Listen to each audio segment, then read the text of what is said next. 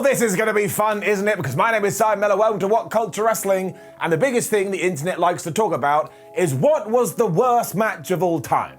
You always hear people going, I think it's this and I think it's that, and then people start to cry. So why don't we go all the way back to 1990, all the way up to 2021, and pick one single match from every single year. So sit down, brew some coffee, let's go. Number 32, Sid versus the Night Stalker at Clash of the Champions 13 in 1990. This one is so weird because the majority of the match is the Night Stalker just giving a bear hug to Sid when Sid gets out of the bear hug and starts doing these kicks that, no word of a lie, are the weirdest pro wrestling kicks you've ever seen in your life. Even the interference of Big Cat goes wrong because he throws a double axe handle, but it goes so poorly, Jim Ross has to go, well, that was just like a flying club thing. Seriously, if you're thinking about watching this, don't. Number 31, Bobby Eaton and PN News versus Steve Austin and Terry Taylor at the Great American Bash in 1991. Right, answer me this, dear watcher. When can you have too many stipulations in wrestling? Well, maybe it's when you have a scaffolding match and you also go, oh, by the way, it's also capture the flag. Scaffold matches are bad enough because wrestlers have to walk across the boards, otherwise they will fall to their death. So this one does not work at all because when they lock up or when they throw punches, they're doing it so softly because once again, they don't want to die. I mean, it's the exact opposite of what you want from pro wrestling. It's just so slow, and it's good that it's so careful, but that ain't what I want to watch on my TV. Number 30, Rick Rude versus Masahiro Chono at Halloween Havoc 1992. On paper, this should have been awesome. The problem was, you had Rick on one side saying, well, I don't really want to look weak against you, and you had Chono on the other side going, yeah, well, I don't really want to look weak against you either. So the end result was just a chokehold that lasted around about 20 minutes. So let's just call it a massive disappointment and move on. And look, I do get it. There were worse matches in 1992, but none made you want to fall asleep when you were prepared to go nuts. Number 29, Dustin Rhodes and King Kong versus the Equalizer and Awesome Kong at WCW Battle Bowl 1993. Almost the entirety of this match is Dustin Rhodes trying to knock Awesome Kong off his feet. Awesome Kong then just spends the whole time going like this, whoa, as if he's on some kind of tightrope. And then when the Equalizer tags in, he somehow screws up a leg drop. King Kong also tagged in only to tag back out instantly, which was the whole point of this match. You wanted to see the two Kongs go at it. I don't want to be that guy, but this is one of the reasons World Championship Wrestling died, because it never really moved past ideas like this. Number 28, Clowns Are Us versus the Royal Family at the Survivor Series 1994. Vince McMahon booked this because he thought it was hilarious. And do you know why he found it so funny? Because on the clown side, he had painted up a bunch of little people in makeup. It also led to Jerry Lawler at one point standing on one of these individuals because, you know, he's big and the other person isn't as big, but they did get their revenge when they bit the king straight in the ass.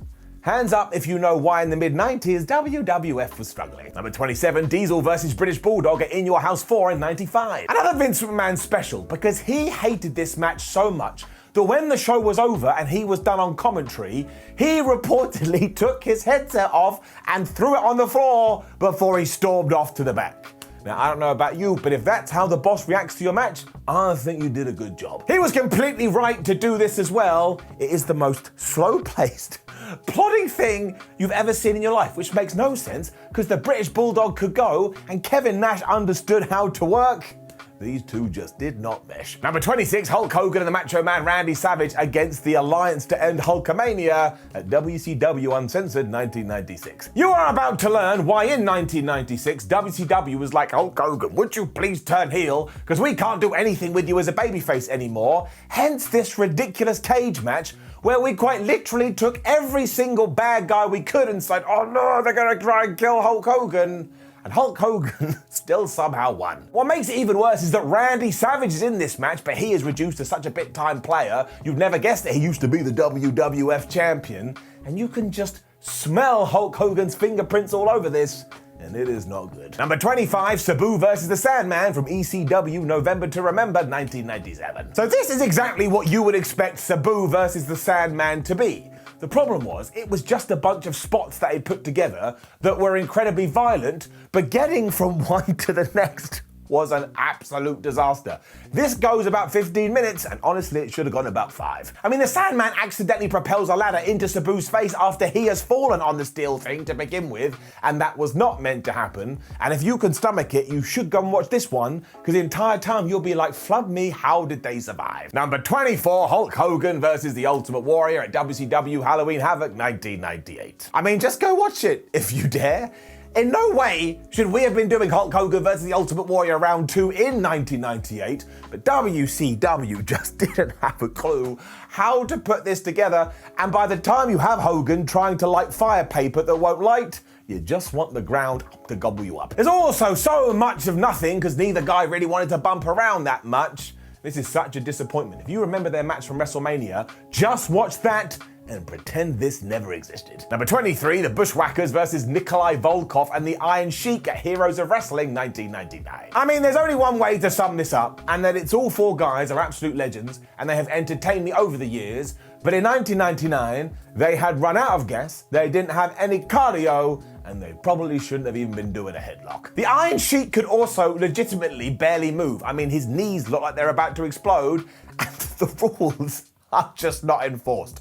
Like, you never know who the legal man is because the referee doesn't care, and I'll give you a word of advice. Never watch the Heroes of Wrestling pay-per-view. Instead, go and watch the retro ups and downs review that I did so you can see me suffer, so you don't have to. Number 22, KIDMAN versus Ric Flair on WCW Thunder in 2000. I don't know why WCW did this, but on the 3rd of May 2000 on Thunder, we had every single match fought under New York rules, which means there weren't any rules, and the wrestlers had to count their own pinfalls. And the main problem was this, is that it was absolutely ludicrous. Like, KIDMAN beats up Ric Flair, he has him down, and he could have just made the pin and gone 1, 2, 3 and done a fast count, but he doesn't. He just keeps beating him up as you're shouting, Vince Russo, I hate you. Do you wanna know who won this match as well? And I'm not kidding. Mike Awesome, with interference from Kevin Nash. You tell me. Number 21, the Brothers of Destruction versus KRONIK at Unforgiven 2001. Sadly, this one is just full of botches, and it was so bad that Brian Clark and Brian Adams from KRONIK were told, look, you're gonna have to go back down to developmental to understand how to actually wrestle, and when they said no, they got released. And you know it was bad as well because the Undertaker had gone to bat for these guys because they were his friends, and afterwards, even he went and found them. I was like, what was that? What were you doing? Why? And they just get lost constantly, like they really do, and this isn't so bad it's good territory. It's just really, really sad. Number 20, Bradshaw and Trish Stratus versus Chris Nowinski and Jackie GAYDA on Raw in 2002. I mean, this was another one that just fell apart in the ring. I don't want to be horrible, I don't want to be that guy, but Jackie GAYDA especially seems to forget what she's doing, and when it comes time to sell a bulldog, well, I think she may have actually just forgotten. I mean, it's a bizarre matchup anyway. Who booked this to begin with? And if you've never seen it, I mean, I guess you could go check it out, but don't say I didn't warn you. Number 19, Triple H versus Scott Steiner from the WWE Royal Rumble 2003. Now, I like the build up to this match because it was just 2 big jack dudes being 2 big jack dudes, but if you came to me and told me that Triple H deliberately went out of his way to make Scott Steiner look bad, well, that may be true. I mean, for one, it went 18 minutes, which was way too long for Big Papa Pump because he was dealing with a bunch of injuries. And when you get to around about the 16th minute mark, he's essentially just going, oh man, I've got to stand up. And look, wrestling's really hard. I couldn't do that long. But when you're watching a match on pay-per-view and it's the Royal Rumble, well, you expect a certain bar, and this did not live up to it. Number 18, Brock Lesnar versus Goldberg at WrestleMania 20 in 2004. We all know the story with this one. Brock Lesnar had decided to leave the company, Bill Goldberg had decided to leave the company, Madison Square Garden knew this, so they booed the shit out of them, and anything they planned to do went out the window. Because Stone Cold Steve Austin was a special guest referee as well, all the focus was on him, hence why it ended with him stunning Goldberg and him stunning Lesnar, as once again the crowd just went, hey, hey, hey, goodbye. This should have been a classic, and it absolutely sucked. Number 17, Eric Bischoff versus Theodore Long in 2005. It's just rubbish. I ain't even gonna get into it. It's mildly offensive. I don't understand why the 2 general managers were put in a match. I mean, who wanted to see it? Jim Ross summed this up best on his podcast when he was like, why did we do this when we could have put actual wrestlers in the ring? Exactly. Number 16, the Reverse Battle Royal on Impact in 2006. And it's yet another Vince Russo classic when he decided, well, it would be good if we had a Royal Rumble over here in Impact TNA Wrestling. So instead of everybody starting in the ring and throwing them over the top rope, why don't we just have our entire roster trying to get in the squared circle? And this is when we just move on to our next entry. Because if you can't work out why that sucks, I can't help you. Number 15, Team 3D versus LAX at TNA Lockdown 2007. Everybody in this match was a good wrestler, and everybody in this match had worked terrific matches before. But once again, somebody went, right, we've done a lot of death matches, a lot of hardcore matches. What haven't we really done in the United States of America? I know, electrocuting guys, so why don't we do that? To make matters worse, when they did get shocked, the lights just went on and off again, and this was like watching pantomime. And it wasn't their fault, and they did brawl and they beat each other up, but by the time you got to such shenanigans, you didn't want to watch it anymore. Number 14, Triple H versus Vladimir Kozlov versus Edge at the Survivor Series 2008. Do you know why Edge was added into this match? Because any single time Triple H and Vladimir Kozlov had worked together, time literally slowed down because nothing ever happened. I totally understand what WWE was trying to do here. Ratings were a little bit squiffy, so they thought, well, why don't we go back to what worked in the 80s and have some kind of Russian heel, and Triple H can be the heroic babyface. But it's not what anybody wanted to see, hence why the Rated R Superstar was added in, because he could actually move and he could actually go fast. Did it help?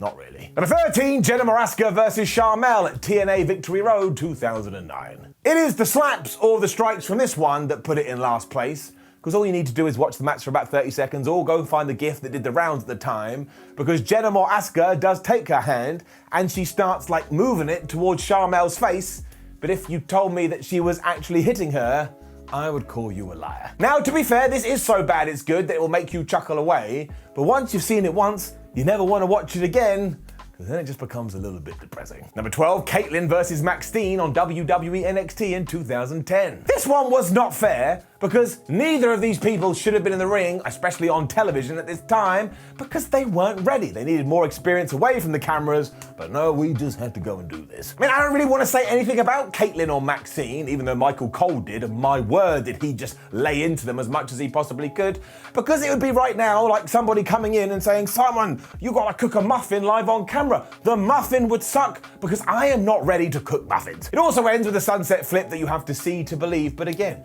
we ain't gonna be negative Nancy's here. The real blame goes on the person that decided to have this in the first place. Number 11, John Cena versus The Miz at Over the Limit 2011. Now, this isn't a bad match per se, but it's the overall context that made everyone go, man, we have just been tricked. Because obviously when The Miz retained his WWE Championship at WrestleMania 27 over John Cena, everyone was like, oh my gosh, I never saw it coming.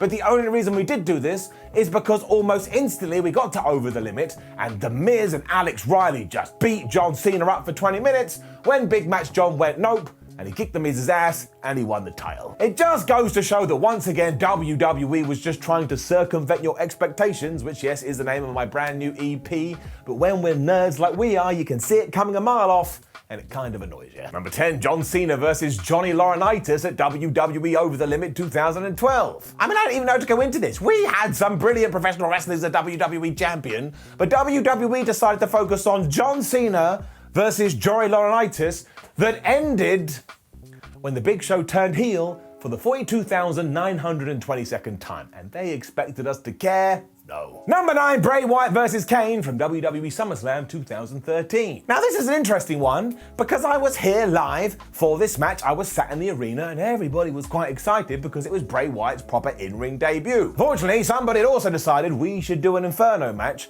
and while Inferno matches sound cool, all they do is hamstring the wrestlers because they're like, fire. I mean, it did give Bray a big win over the Big Red Machine and that counted for something, but yeah. I don't really think this one worked. Number 8, John Cena versus Bray Wyatt at Extreme Rules 2014. I tell you why this pissed everybody off, because super early on during this cage match, John Cena had whipped Bray Wyatt's ass and he was about to win, and the only reason he didn't is because the rest of the Wyatt family stopped him. Meaning, if Rowan and Harper weren't there, John Cena would have been victorious in around about 180 seconds. I've said my piece, I'm not over it, move on. Number 7, the Royal Rumble match at WWE Royal Rumble in 2015. Because yes, this was the night we ignored the fans, we ignored the boos and pretend they weren't real, and sent The Rock to the ring to try and help cousin Roman Reigns, and it went so badly that when the Great One raised up the big dog's hand, everybody just went boo, boo, and even The Rock was looking like, man, what have I done? Some people even said they never watched WWE since this event, and that is not good at all. Number 6, Rebel versus Shelly Martinez from TNA Knockouts Knockdown in 2016. This one also seems a little bit mean because Martinez and Rebel did try their best, and you should always give a round of applause for effort, even though I get how patronizing that sounded, but they really did take a swing, and they really did miss. And this is mostly because a bunch of moves don't go to plan, the selling is really strange, and at one point, they do get hung up on the ropes.